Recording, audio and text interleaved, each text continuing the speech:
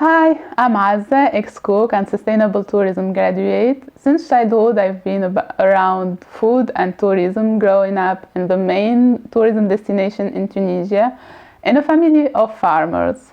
Since more than 2 years, I've been around food and tourism projects aiming for sustainability, and I aspire in this podcast to share with you talks that I have with food and tourism stakeholders about food and tourism today. You may wonder how I got interested about the importance of food in tourism and why it's crucial for its sustainability. Well, when I was at the end of my bachelor degree, I was developing my final project about sustainable management of food, especially in the restaurants. And there I was looking into the data and the statistics available, and I was focusing about Tunisia. And I found two very different results, one from an international institution and one from the local institution. And the statistics were about the food intakes.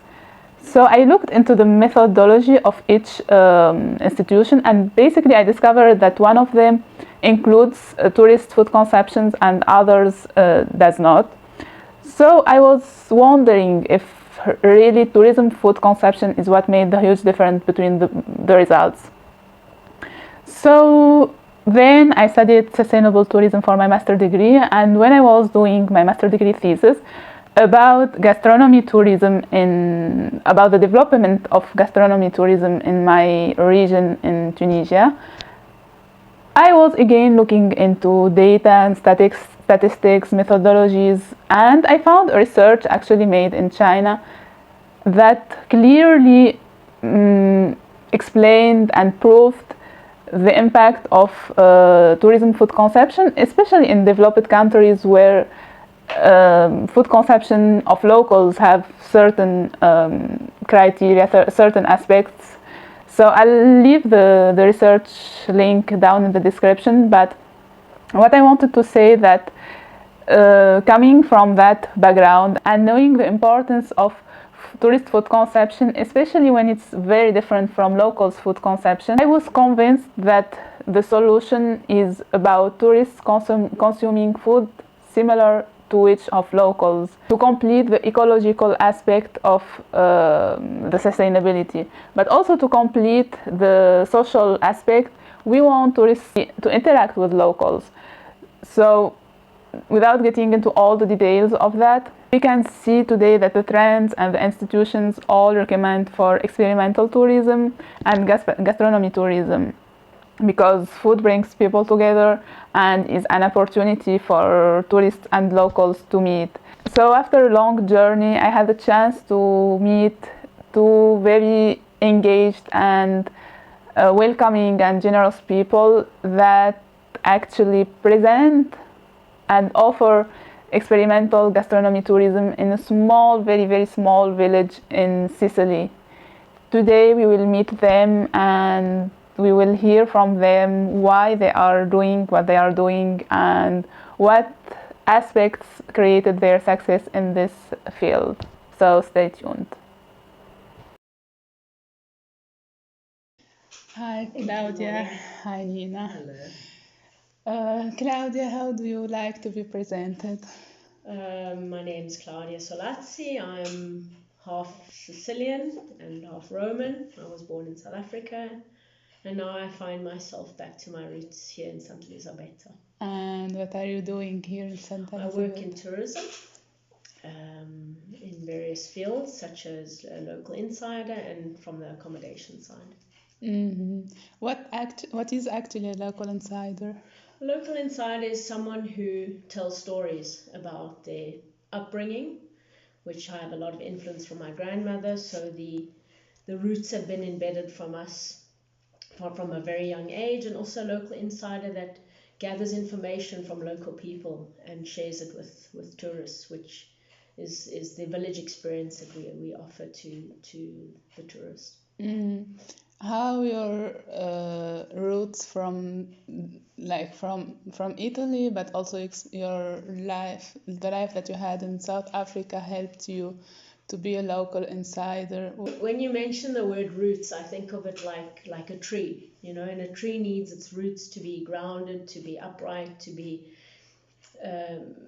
very much brought up in a way that you're stable to share what experiences you have in life. And like I had mentioned with my grandmother, with my family, having the Sicilian, the Italian roots from a very young age, and also keeping our language of the Italian language. I also speak English, of course, it's my mother tongue, but keeping the culture, eating the foods, celebrating the festivities, and also the family life that we have and have kept. Very close, united family has helped me be a local insider and have a passion for our roots. It's all fair and well, we have roots in us, but you have to have a passion for it. You have to love where you come from, you have to be proud from where you come from, and be also proud to share it with other people. And the authenticity about it. Being a local insider, you tell the story from your true heart and soul. And this is what we do. It's not just a fairy tale. It's really something that we've lived as people. And also to tell the stories of the old people, because they are the ones with most of the stories that we've been told, and it gets passed on from generation to generation. Speaking of family, how do you work together? How do you complete maybe each other's? Each one, I believe, has his added value. Well, look, we've always been in the family business. In South Africa, we were a family of restaurateurs, so it was always a family business that we had. And then we had a business in Namibia. So being a very close family, most of the businesses here today in these small villages are family-run businesses. So they go very much hand in hand of how we conduct our business. And every person in the family has something to offer. We're mainly women, so we're all very strong characters, which has helped us in the business. We stand together. So I must say it's a lot of woman power. We have 2 males in the family that have also helped us in small ways, but we are being united as a family really helps, and have common goals as well. What are the challenges but also the advantages of developing tourism in a small village like Santa Elisabetta? Well, an advantage is our English. This is our main advantage, but also the attitude and the goals that we came here with. I mean, we came with ideas, we came with a more wide spectrum attitude. Obviously, it was very difficult, but if there's a will, there's a way. And tourism is such a big industry of different branches that one can cling onto. So it's not only from the accommodation side, or cooking classes, or having lunches, or doing walking trails, or guided walks, or village experiences. It's a whole network, and that's a big advantage. And obviously, like I said, the languages has really put us into a pedestal. Into a pedestal, and also having that hospitality background. We are people's people.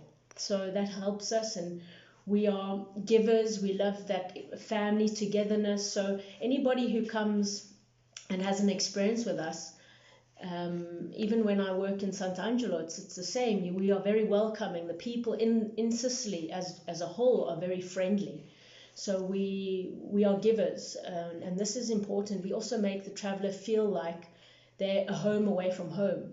So when a person travels, they have those feelings that they want to feel they're at home. And this is the experience we give them, is that we are a family that welcome them and make them feel very much at home.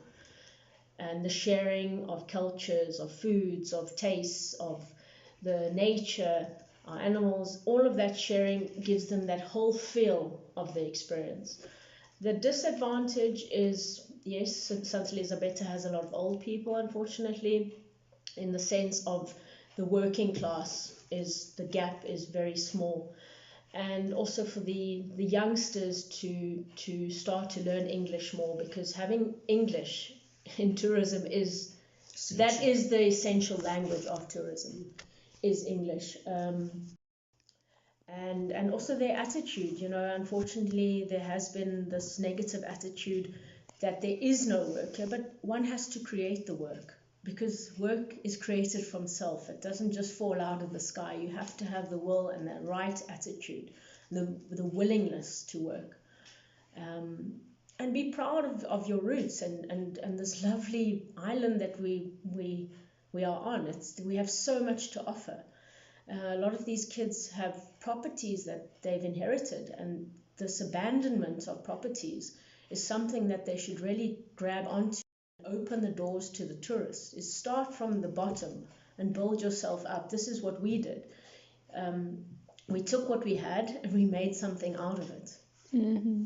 And for you working in tourism, for your lifestyle, for the environment and the meetings that you have every day with tourists, how is it for your life balance? Does it makes you feel better living in a small village with a slow lifestyle, with this slow tourism? Is it more sustainable for you as an entrepreneur in tourism?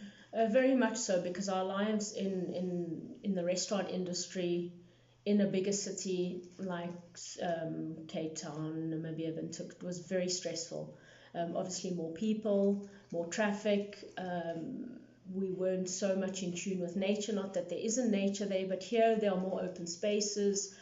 And there is a good balance of life, because we are also more in the outdoors. The weather is also very much at our advantage. We have our animals, which we love, and family. This is why was also one of the main reasons why we moved here, to be together as a family, because we were all dispersed. So it's family, work, nature, and our animals. This has been important to us, and having that aspect where you have a traveler that you can share it with is so satisfactory, because for me, when I see the expressions on these people's faces, expressions speak volumes. And that has given me a big satisfaction and a good balance. And the slow is great too, because having all this rat race in the bigger cities, you forget about yourself, and this is what one needs. You need that self-time as well, which has been important, which we do have here. And how it was for you, Nina, the shift in the lifestyle? Very similar to, I don't want to repeat what Claudia says, but my feelings, I agree with her totally. This balance of enjoying what you've been dreaming many years, enjoying the lifestyle here, which you lose it in a big city, and coming back to nature, to your family roots, and sharing it with the tourists and seeing the tourist faces. We have families sometimes that the children come in and go crazy over the animals. One child went into the kennel and went to sleep with the dog. Just to watch that was that connection. That connection. You wouldn't have been able to do it if they went to a restaurant or the Colosseum. Yes, one must see the Colosseum. There's no doubt about it. But it's different. It's bringing back tourism in a family concept. And to see this is really gratifying. Mm-hmm. What do you like to be changed in tourism today? What needs to be done from maybe legislations, from people, from tourism professionals? What you see that will upgrade tourism today for the... I think from the infrastructure is important. We hope that there will be an airport. I mean, Agrigento being the culture city of 2025, we have high hopes. There's a lot of work to be done. Also, the websites, from a digital point, the information that one searches on the web is very outdated. So this is very important for one's planning when they're traveling. Travel's also about time, so they need the right information. So that is a big factor. Also, the networks of the transport. Look, we have a bus network. There is the railway station, but again, I'm coming back to the digital point, where the information, because information is key to allow things to work, communication. Also, the refuse problem is a big problem. The small villages, I must say, the communities, they are keeping them clean, they're working together. It's also smaller to maintain, to manage. But, you know, when the traveller leaves a small village to go to the beach or goes to a bigger city, those stretches of roads, there needs a lot of cleanup there.